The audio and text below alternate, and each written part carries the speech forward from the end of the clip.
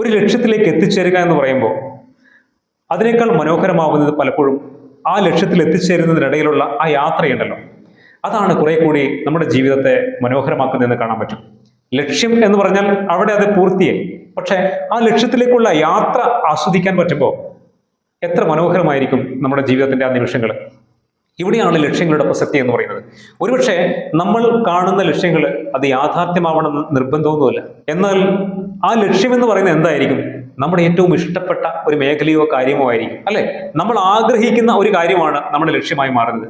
അപ്പോൾ ആ ആഗ്രഹങ്ങളിലേക്ക് നമ്മൾ യാത്ര ചെയ്യുന്നു എന്ന് പറയുമ്പോൾ നമ്മളത് ഒരുപാട് സന്തോഷത്തോടു കൂടി ചെയ്യുന്നൊരു കാര്യമാണ്, ആസ്വദിച്ച് ചെയ്യുന്ന കാര്യമാണ്. അപ്പോൾ ലക്ഷ്യത്തിലേക്കുള്ള ആ യാത്ര നമ്മൾ ശരിക്കും ആസ്വദിക്കുന്നുണ്ട്. അവിടെ നമുക്ക് എന്ത് കിട്ടുന്നുണ്ട്?